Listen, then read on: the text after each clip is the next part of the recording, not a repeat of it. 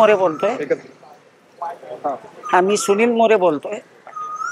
जी घटना घडली कालच्या ज्या अतिरेकी कारवाया आहेत त्यात आमचा लहानपणा बालमित्र तसं म्हटलं तर बालमित्रच म्हणावं लागेल, कारण लहानाचे मोठे आम्ही बरोबर झालेलो. तो असा आमचा कौस्तुभ. काल असं आम्हाला न्यूज होती की नाही फक्त तो जखमी आहे, पण आता सकाळी कळलं की तो गेलाय.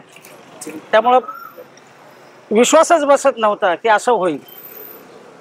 तर त्यामुळं कौस्तुभच्या घरच्या दुःखांमध्ये तर आम्ही आहोतच. मित्र आमचं मंडळ वीर तानाजी मंडळ आम्ही त्याच्या दुःखात सहभागी आहोत. पण आम्ही देशाच्या पंतप्रधानांना एक विनंती करतो की आपलं लष्कर पाकिस्तानमध्ये घुसवण्यात यावं आणि पाकिस्तानचं पूर्ण बिमोड करण्यात यावं.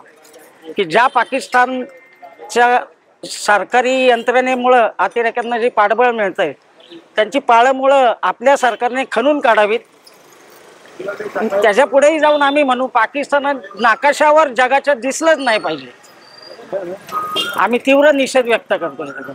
त्यांचं नातं जवळपास 40 वर्षापासून 40-45 वर्षापासूनच आम्ही मित्र आहोत. त्यावेळेस ते जाण्याच्या पूर्वी इथून फिरायला जाण्यापूर्वी काय डायलॉग झाला होता आणि आज काय वाटतंय तुम्हाला? रोजचं आमचं त्याचं बोलणं माझं व्हायचंच की मला बोललंही मागच्याच 1-5 दिवसापूर्वीच की सुनील मी फिरायला चाललोय. अरे म्हटलं खूप काश्मीर सुंदर आहे, सहकुटुंब जा. हा म्हटला. मग त्याला तेही बोललो मुलाची फॅमिली, पण नाही म्हटला मुलगा येत नाहीये, सुनबाई येत नाहीये, मी माझी मिसेस.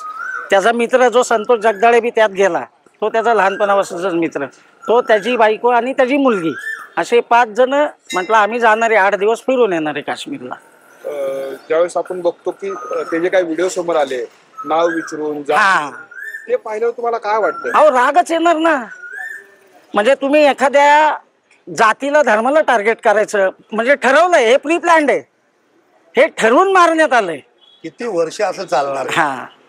ही घटना ही सांगल म्हणजे ज्या दृष्टीने असं टार्गेट केल्यागत तुम्ही तू कोण आहे तू कोण आहे असं विचारत जे व्हिडिओ पाहिलेत आम्ही की त्याच्या आता हे असं झालंच नाही पाहिजे. भारत हा आपला सर्व धर्म समभाव मानणारा देश आहे, लोकशाही असलेला देश आहे. पण आपल्यासारख्या देशात जर मुठभर जी काय ते फुटीरवादी आहेत त्यांच्यामुळं आपल्या देशाची प्रतिमा खराब होते. आम्ही तर म्हणतो ना की असं झालंच नाही पाहिजे. त्यामुळं माझी सरकारला विनंती आहे की त्यांनी कठोरात कठोर कारवाई करावी व आमच्या मित्राच्या आत्म्याला शांती मिळावी. एवढंच बोलतो आणि या घटनेचा मी जाहीर निषेध करतो.